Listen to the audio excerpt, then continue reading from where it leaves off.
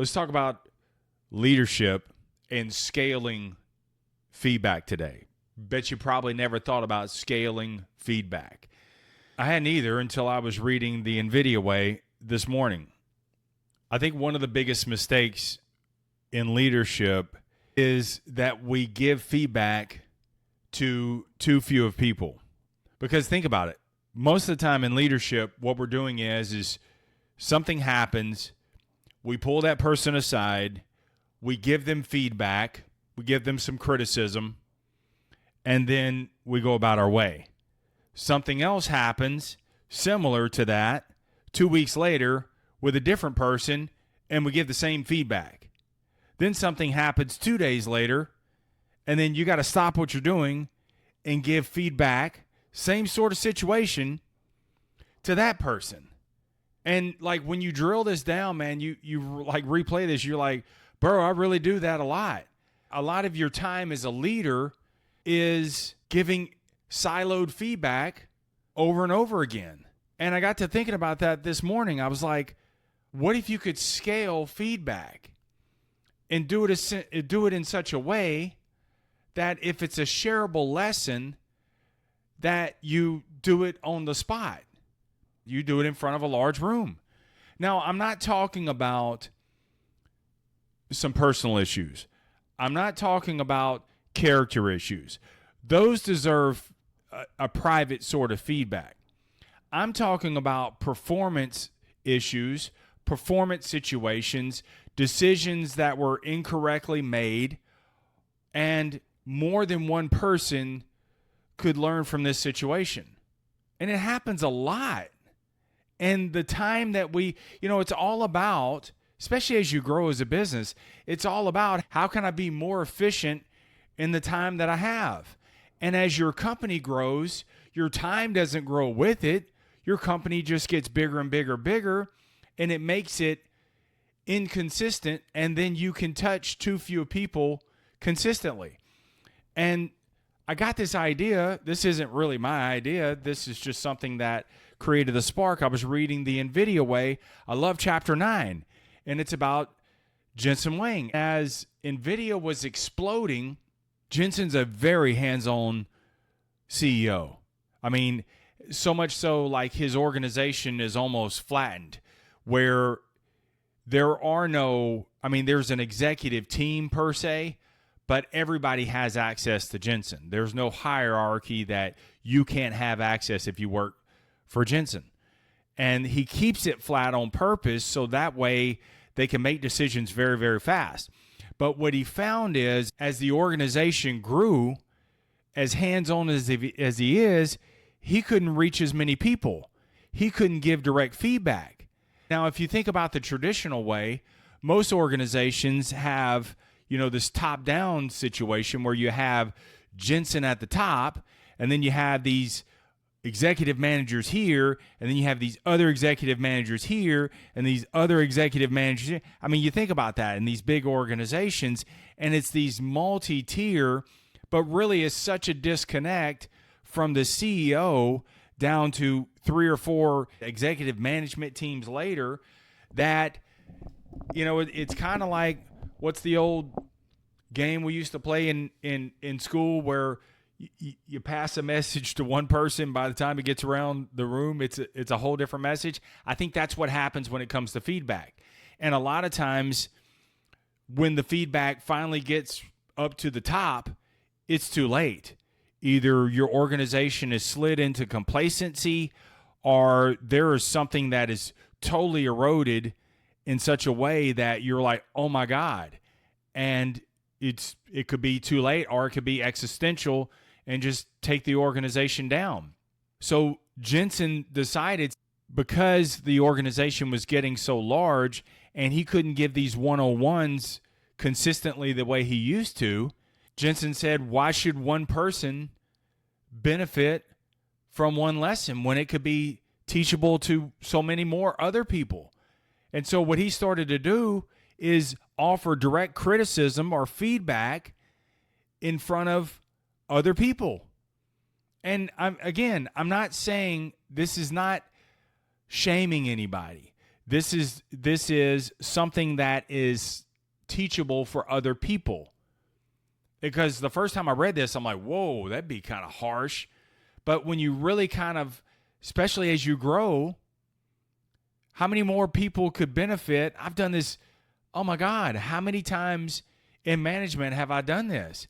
Have I taken on a young manager, he makes a mistake, I teach that one young manager, and then I wait and something else comes up, and a junior manager just kind of had a mental lapse. And then I got to teach that one. And then, something like, and then you're like all over the place. And so all you're doing is you're running around putting out a bunch of fires when really you could scale this feedback, deliver it one time, and the lesson is applicable for all who are in the room. Think about how much repetition leaders create for themselves. And so we're teaching the lesson one employee at a time. Again, the body count, the organization gets bigger. The time does not grow with that. So if anything, it gets tighter. And that becomes this huge disconnect. Think about this with me. You could solve one problem and 10 people could actually benefit from that. Or it could eliminate or mitigate 10 future problems because the people who were in the room were able to benefit from this. So this got me to thinking of the benefits of being able to share criticism, feedback, where more people can benefit. So I can deliver one lesson to 10 people instead of one lesson, one person at a time, 10 times. It's a terrible way that we lead, yet we do it. So the first thing is it's scalable. You can do this. Again, I'm not saying you attack the person. I'm saying that you address the behavior. I'm not saying that you expose some people may be having some sort of personal issue or there may be some sort of character issue. Those are meant for private one-on-ones. I'm talking about something where everybody can benefit. The second advantage that you have of delivering criticism or feedback in front of a larger audience is that someone it's kind of a get out of jail free card. Somebody else may have been doing this incorrectly for a long time, and somebody just took the charge for you. So it gets addressed, and you're like, oh, shoot, I've been doing this wrong for a long time. And what you're able to do is you're able to kind of capitalize on that where you say, hey, tell me more about that. Well, what if this? And so you're kind of a bystander, but it's applicable, and you're like, oh, okay, I get it. So that's another advantage that you have. A third advantage is I think it helps you make better decisions. There's a public accountability part of this.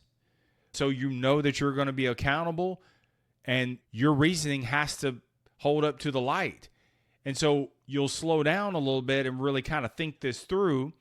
But then also, because you're immersed in these conversations more than one time, you're able to draw on these experiences, even if you knew. Sometimes it's like on-the-job training. It's like on-the-fly reinforcement. And so maybe you've known how to do this for a long time. Maybe you haven't done that procedure for a while, and because it's getting addressed to someone else, okay, got to sharpen my game up. Man, I got away from that. And so you can draw on that and then hone in your decision making. And then lastly, which pretty much goes without saying, you're able to scale the teaching, which is the whole backbone of this whole episode. More than one person can benefit. So I'm able to deliver it. And I think, man, when you really work this out and you start doing this, I think that you're going to find that your organization is quicker. They can actually handle the feedback better because it's more so in a bigger setting. And so you guys are you're talking, you're not waiting for like Friday morning meetings to address something. You're just doing it on the fly. You're doing it in the right way. Again, you're addressing the behavior, not the person. And so you do this and you're going to be able to scale. And so you're not having to just like pocket this stuff for the meeting at the end of the week. Why? Address it, correct it, boom, go. Grow from it. And then this just keeps going all throughout the day. So you're able to, if you really think this through as a leader, you may be able to have 3, 4, 5 of these situations throughout the day. And bro, you just had 5 meetings on the fly, addressed it, corrected it, grow from it. 10 people were in the room. You had 5 of those. That's 50 impacts. Versus that one meeting that lasts 3 hours at the end of the week. Ain't nobody got time for that. I'm going to start practicing this where I can address this, where more people can benefit from this. I can't tell you how many times I've been over there. There's been a younger manager sitting right there, and I've had to address another younger manager, and I'm like, hey, man, what was going on with this? What happened with this? When he could have benefited. And sometimes we can all learn from that because he can share, well, this is what I was thinking. And then somebody who's in the room also can call that out. Well, man, yeah, I mean, I was thinking about that too, but this is how I do it. And another guy says, oh, but this is how I do it. And then that's the exposure. And so then you realize, oh my God, I have 4 managers doing it 5 different ways. That ain't going to work. We got to systematize this. We're never going to be able to scale if we're doing the back of the napkin kind of on the fly. It works. You can do that on the fly kind of stuff, man, when you're at ground level. But now as you're starting to get more successful, you've got to be more efficient. You've got to be more systematized. You've got to be more organized. But then, man, you've got to deliver these messages, address it, correct it, grow from it. Let's go.